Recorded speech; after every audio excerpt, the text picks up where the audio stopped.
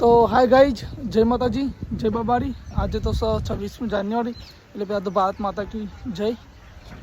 તો ગાઈજ અમે તો નીકળે છીએ હવે ખેતરમાં, ફરીથી આજ જઈએ છીએ ખેતરમાં। તો ગાઈજ જો મોર આવી ગયા અમારા ગામમાં તો જો। તો ગાઈજ આજ તો ફરીથી ખેતરમાં આવી ગયા છીએ અને આ વેલો ને એ તો અમર વેલ કહેવાય। તોડીને તમે ગમે તે જગ્યાએ નાખો ને, ધારો કે આ ત્યાં આ નાપણ નાખો ને તો આ પાછી એમને ઉગી જ જશે અમરવેલ। તો જો કઈ રસ્તામાં પાછી બીજી હોય ને આ કર્કશનો ઝાડ આવ્યું હોય તો જો કઈ આપણે અંદર ફોડીને જોઈએ છીએ। આ બહુ પહેલાં બહુ રમતા મેલા હતા એટલે આ જો કઈ કર્કશ આ ઘસશે ને એટલે ગરમ થશે આ। તો કઈ છે ને પહેલાંનું બરોબર ઘસવાનું આમ બરોબર ગરમ થાય ને પછી ગાલે રહેવાનું। ઝાટકો એટલું હોય ને વીજળી કરંટનું એટલું ગરમ થાય ગાઈ જાય। તો ગાઈ છે ને ઓના ને આ રસ્તામાં પાછી બીજી એક વસ્તુ આવી ઊંધી અને સીધી। આ ગમે તે આમથી ઉગી જ જાય, ઊંધી આવગણ સીધી આવગણ ગમે તો આમ ને આમ બધી બાજુ ઉગી જાય ગાઈ।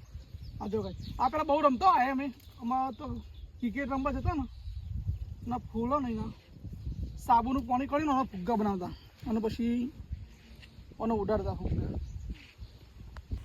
તો ગાઈજ રસ્તામાં તો પાછી આવી ખોડી અને છે ને તોડીએ ને એટલે આ અંદરથી દૂધ નીકળે।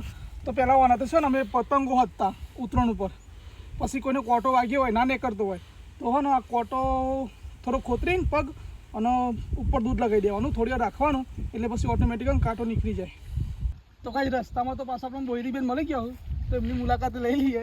બોયરી આવી ગયા છે રસ્તામાં, બહુ એમ નહીં આપણે તો थोड़ा काचो थोड़ा पाको ऊपर बहुत मजा आओ।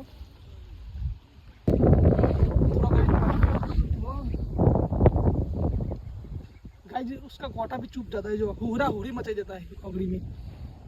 चलो तो गाइस है ना इसको बंशिया बोलते हैं, गोयरे टेबले में प्रख्यात पाए जाने वाले ये सबसे बड़ा कांटा ऐसे चुप जाता है पैरों में।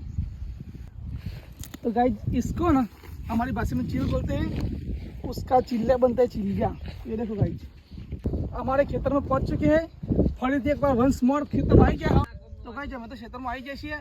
और ये देखो गाइज सबसे अलग पाए जाने वाली ये वनस्पति है हमारे खेतर में उग गई है। देखो गाइज ये देखो गाइज डूंगरी है, डूंगरी ऐसी है, थोड़ा छोर इसका अलग है लेकिन वनस्पति जोरदार है गाइज।